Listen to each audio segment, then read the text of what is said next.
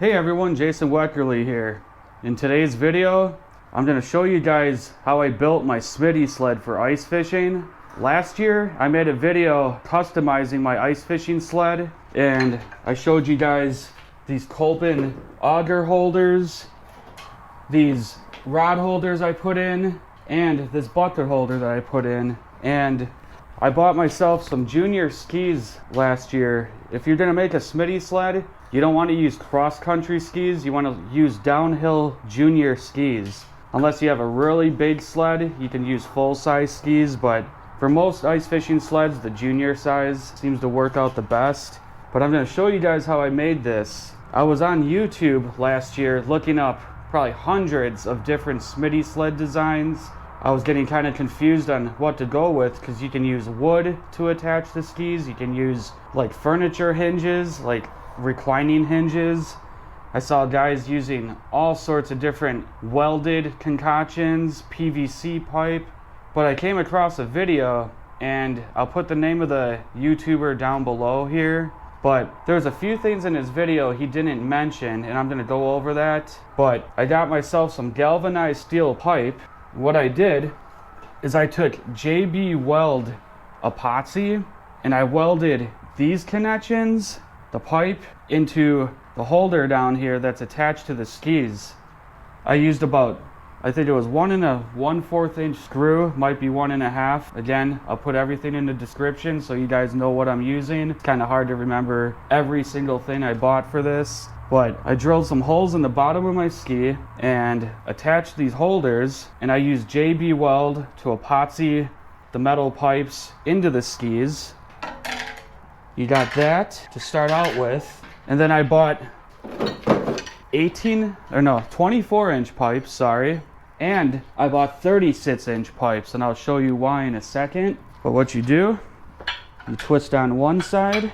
I twist it in all the way. And then the opposite side, you're gonna twist back. There we go. And they don't have to be screwed in all the way. We got that. And the reason why I had to use JB Weld, and what the guy in the video I was watching didn't mention, no offense to him or anything, he came up with an awesome Smitty sled design, but you can see these are pretty much rock solid. They're not wiggling around, they're really solid. But what was happening is these things right here were moving back and forth, so it was making the skis unstable, the whole frame unstable. But once I used that epoxy, these things are in there, and that JB Weld, once you use it, you better be willing to commit to it because nothing moves. Once it's glued in, 24 hours later, you're never moving it again. The stuff is strong. But we got the frame now. And then I have a couple 12-inch pipes right here. And if I'm using just my sled, what's nice about this is I can customize this if I bring my shack or not. But if I'm just using the sled itself, all I have to do is attach these two pipes and these two pipes right here. But what I did is I have two rings in here, just these thick metal rings. I moved my rod holder from this side over here. If you guys were watching my video last year customizing this sled, I had the rod holders on both sides. It looked pretty slick. But for practicality purposes, I moved it over here, so if I bring my ice fishing shack, I'm not breaking this thing off, piling my shack on top of it. But what you do is you just take your sled, put it over that ring, put it over that ring. Piece of cake. You guys see right here? This rope right here I'm not using to pull my sled. I'm gonna drill holes in the tips of these skis, because you want to pull your Smitty sled from the skis. You don't want to pull it from the shack or the frame. You want to pull it from the skis. And I'm just going to attach a long rope to this to pull it along. But you guys see right here, this is a rock solid Smitty sled design. And I might even add some foam tubes to the underneath of this, just to give the sled a little bit more lift, a little bit more stability. But this is absolutely rock solid. This ain't coming off. I mean, piece of cake to build, piece of cake to store it, transport it. But I'm going to show you guys why I bought the 36-inch pipe now. And that's because if I bring my shack, I'll twist this all apart.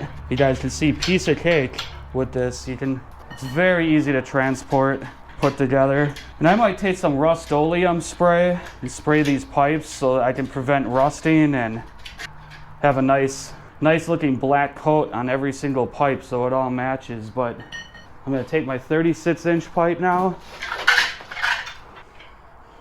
twist it all the way in on one side so that you can back it off into the other pipe basically by twisting it the opposite direction. There we go. Now we have a wider sled.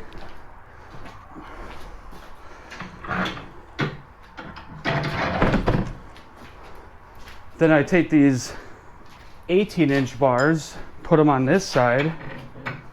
Like I said, this whole design is very practical, easy to put together, a lot easier to build than some of the designs I saw people making. But I can take my clam ice shack, my hub shelter, and put it down right there. That way I can transport everything I need on one shack or one sled, my shack, my sled, all my gear. If I want to put my ice rod case up here, I can put that right there, my Eagle Claw ice rod case.